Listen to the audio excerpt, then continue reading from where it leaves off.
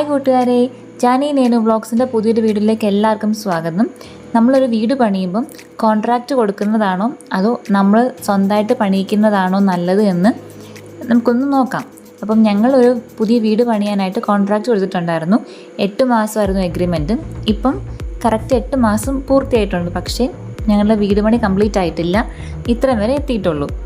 അപ്പോൾ ഇതിൽ തന്നെ നമ്മൾ നല്ലൊരു ആർക്കിടെക്റ്റിനെ അല്ലെങ്കിൽ ഒരു കൺസ്ട്രക്ഷൻ കമ്പനി ഏൽപ്പിക്കുകയാണെങ്കിൽ നമുക്ക് ഒരുപാട് ബെനിഫിറ്റ് ഉണ്ട്.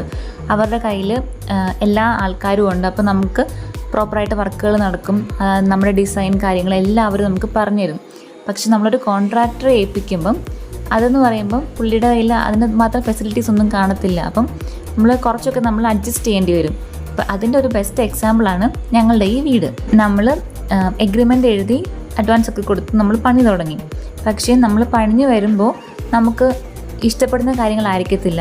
അപ്പോൾ നമ്മൾ കോൺട്രാക്ടറോട് ചോദിക്കുമ്പം പുള്ളി പറയും നമുക്കത് മാറ്റി ചെയ്യാം എന്ന് പറയും. ഇതിൻ്റെ ശരിക്കുള്ള കാര്യം എന്ന് വെച്ചാൽ ഇവിടെ വർക്ക് ചെയ്യാൻ വരുന്നത് കൂടുതലും അന്യദേശ തൊഴിലാളികളാണ്. അപ്പോൾ അവർക്ക് അത്ര അറിയത്തില്ലല്ലോ കാര്യങ്ങൾ. ഇപ്പം കോൺട്രാക്ടർ ചിലപ്പോൾ പറഞ്ഞു വിടുന്നത് ഇങ്ങനെ ചെയ്യാനായിരിക്കും, ഇവിടെ വന്ന് അവർ ചെയ്യുന്നത് വേറെ രീതിയിലായിരിക്കും. നമ്മൾ ചെന്ന് നോക്കുമ്പം നമ്മൾ പറഞ്ഞ ഒരു കാര്യമേ ആയിരിക്കില്ല അവിടെ നിൽക്കുന്നത്. പിന്നെ നമ്മൾ കോൺട്രാക്ടറെ വിളിച്ച് പറയും. പിറ്റേ ദിവസം ഈ തൊഴിലാളികൾ വീണ്ടും വന്ന് അവർ അത് ഇടിച്ചു പൊളിച്ച് വേറെ രീതിയിലാക്കും. അങ്ങനെ നമ്മുടെ കുറേ സമയം പോയിട്ടുണ്ട്. ഇത് തന്നെ ആദ്യം വാതിൽ അപ്പുറത്തെ സൈഡിലായിരുന്നു. അപ്പോൾ നമ്മൾ ബെഡിൻ്റെ പോർഷനിൽ വരും ഈ വാതിൽ. അങ്ങനെ പിന്നെ അത് അവിടുന്ന് അടച്ചിട്ട് ഇപ്പുറത്ത് പൊട്ടിച്ചതാണ്. അങ്ങനെ തട്ടലും പൊട്ടലുമായിട്ട് അങ്ങനെ കുറേ കാര്യങ്ങളൊക്കെ ഇവിടെ നടന്നിട്ടുണ്ട്. വീട് പണിയാൻ തുടങ്ങിയപ്പോൾ നമ്മൾ പറഞ്ഞിരുന്ന 2 കാര്യങ്ങൾ. ഒന്ന് 2000 സ്ക്വയർ ഫീറ്റിന് താഴെ മതി വീട്, പിന്നെ ഉള്ളത് വലിയ സിറ്റൗട്ട് വേണമെന്നായിരുന്നു പറഞ്ഞിരുന്നത്. അതനുസരിച്ചാണ് കോൺട്രാക്ടർ പ്ലാൻ വരച്ചതും എല്ലാം ചെയ്തതും.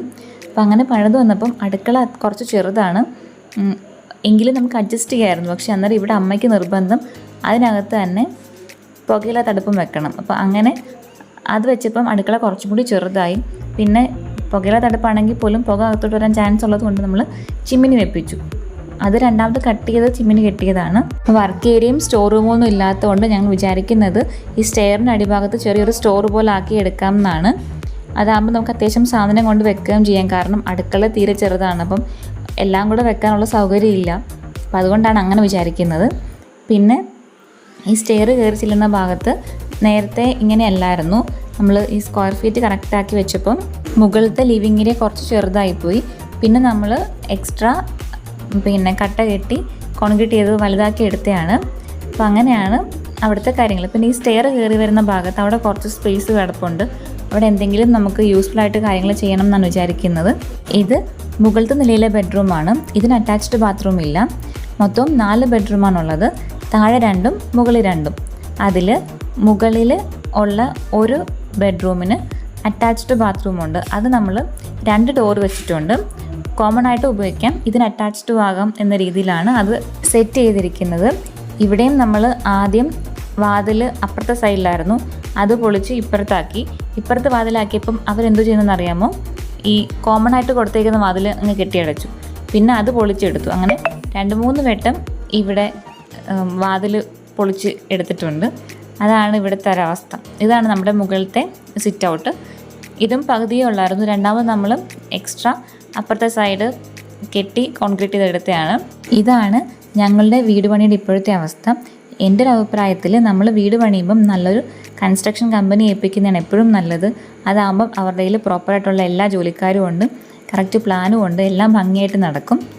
എൻ്റെ ഈ വീഡിയോ എല്ലാവർക്കും ഇഷ്ടമാണെന്ന് വിശ്വസിക്കുന്നു. ഇഷ്ടപ്പെട്ടാൽ ലൈക്ക് ചെയ്യാനും ഷെയർ ചെയ്യാനും കമൻറ്റ് ചെയ്യാനും മറക്കരുതേ. മറ്റൊരു വീഡിയോ വീണ്ടും കാണാം. അതിലേക്കും bye. Thank you for watching.